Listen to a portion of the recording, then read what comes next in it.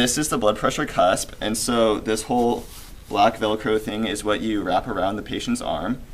And you have the pump right here, which you pump up to put air in here, and that's what gets it tight around their arm.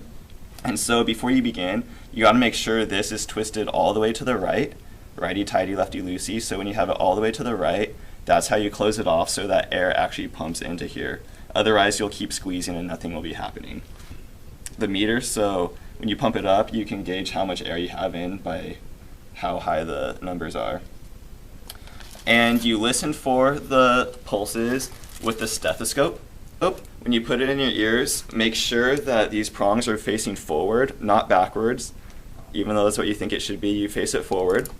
And double check to make sure it's on by twisting. You can twist this and tap on it.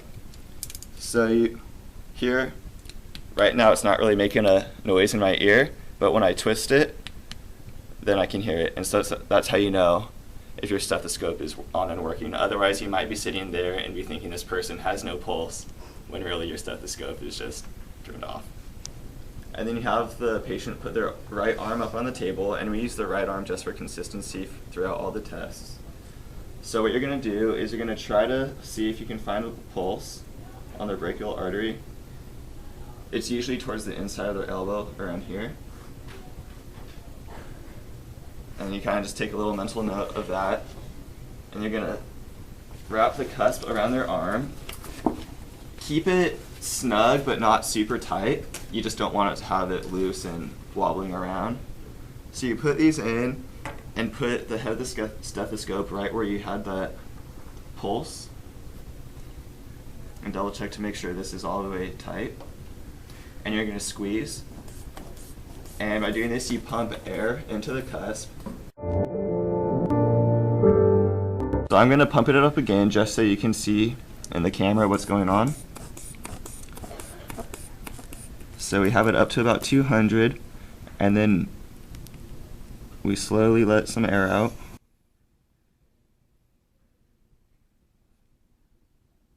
And that's where I heard my first thump, and you can see the dial bouncing up and down.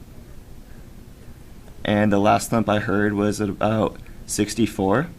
So I got about 118 over 64, because that's where I heard my first thump, heard more, watched the dial bounce up and down, and about 64, I didn't hear anything anymore. But essentially what you're looking for is when you release the air, you'll see the dial go, and you'll begin to hear thumps, usually around 120. That's just kind of an average. Some people might be a little higher, a lot of people are lower than that.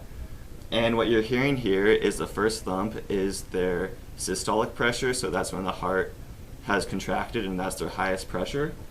And you'll continue to hear light thumps, and the last thump you hear is the second number you record, and that's their diastolic pressure, and that's when the heart is relaxed and it's refilling with blood.